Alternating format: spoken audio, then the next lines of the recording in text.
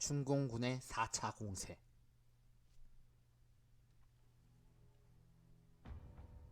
리지웨이가 상황을 역전시키다. 하지만 메가더는 야심가였을 뿐 현실적이지 못했고 책임감도 없었다. 그에 비해 50년 12월 한국전쟁의 새로운 야전사령관으로 부임한 리지웨이는 매우 낙관적인 사람이었고 정치에 타협할 줄도 알았던 인물이었다. 또 중공군에게 패배만을 거듭해오던 메가더와는 달리 리지웨이는 보란듯이 승리하면서 다시 전세를 역전시키고 있었다.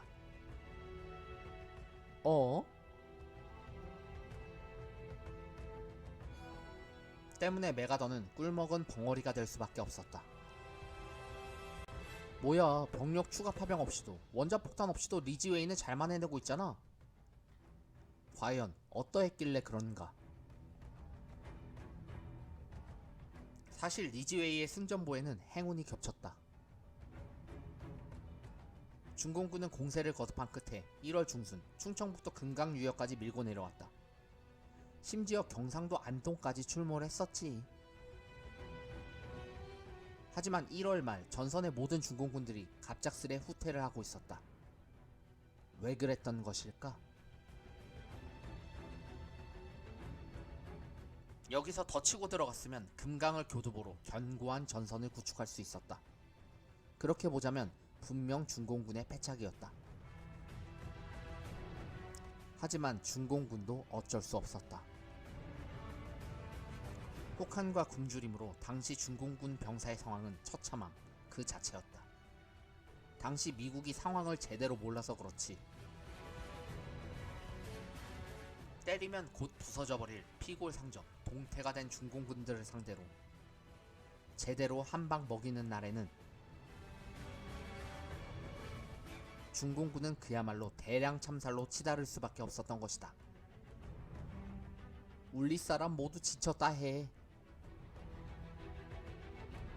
손과 발 귀때기가 떨어질 정도로 춥다 해.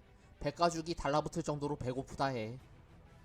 때문에 중공군이 물러난 자리를 리지웨이는 거의 아무런 방해도 받지 않으며 한강 이남까지 다시 북상할 수 있었던 것이다.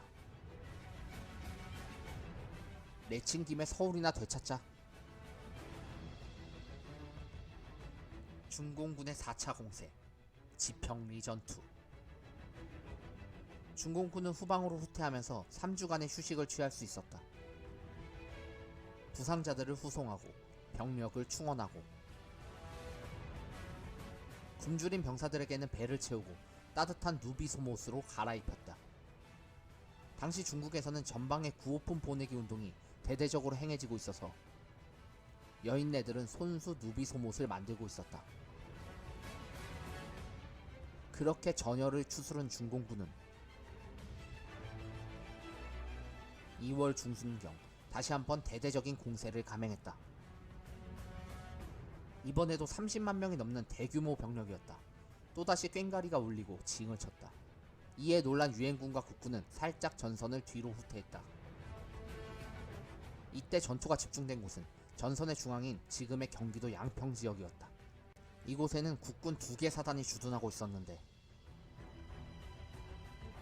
중공군은 국군이 유엔군의 약점인 것을 알고 있었기 때문에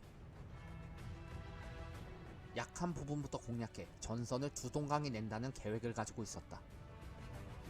남조선 군대가 구멍이다 해. 먼저 남조선 군대부터 박살내자 해. 때문에 국군 2만 명은 속수무책으로 중공군의 군단급 병력에 박살나고 만다. 헉, 인해전술이다.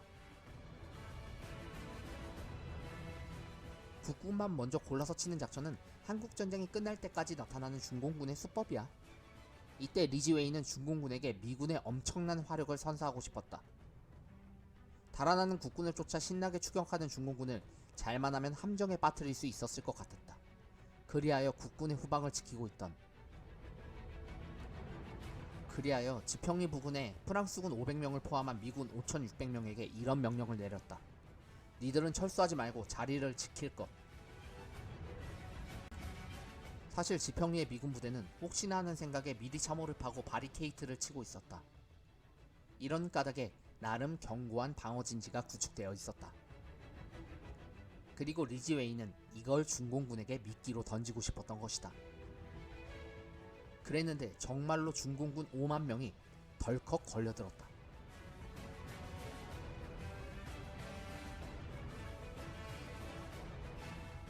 저기 미제의 기관총 부대가 있다 해. 가서 싹 다 점령해버리자 해. 이때부터 상황은 마치 라이언 일병 구하기를 방불케 한다. 닥도라는 수많은 중공군을 상대로 미군은 정신없이 기관총을 난사했다. 두두두두두두두두두두두두두. 그리고 이를 돕기 위해 미군은 후방에서 야포를 쏘아대고 공중으로 화력을 지원했다. 으악! 여기저기서 총알이 빗발치고 폭탄이 터지고 네이팜탄으로 불바다가 됐다. 팔다리가 잘려나가고 내장이 터진 시신들이 질비했다. 특히 네이팜탄이 터졌을 때 시신들을 보자면 그들이 취하고 있던 딱 그 자세였다. 막 수류탄을 뽑으려는 자세로, 통신병은 막 전화기를 들고 있는 자세로. 몸에 난 상처가 하나도 없이 그렇게 순식간에 생명이 증발해버린 것이었다. 이것이 바로 중공군이 한국전쟁에 개입하면서 최초로 겪게 되는 미군의 실체였다. 와, 미군 엄청 세다 해. 중공군의 야심찬 4차 공세는 그렇게 막이 내렸다. 유엔군으로서는 중공군에 대한 최초의 승리이자 공략법을 확실히 터득한 귀중한 일전이었다. 이것이 한국전쟁에서도 가장 빛나는 전투 중 하나로 꼽히는 지평리 전투였다. 이후 유엔군은 다시 북진을 재개했고 3월 중순경 서울을 탈환하게 된다. 하지만 시가전 한 번 없이 무혈 입성한 것이었다. 이미 유엔군은 청야전법으로 서울을 철저히 파괴하고 후퇴를 했었기 때문에 중공군에게는 그 어떠한 따뜻한 집과 양식도 주지 말자는. 공산군들은 서울은 거의 비워두다시피 했었다. 백선엽은 당시의 서울 탈환을 이렇게 회고했다. 한마디로 공동묘지를 탈환한 셈이었다.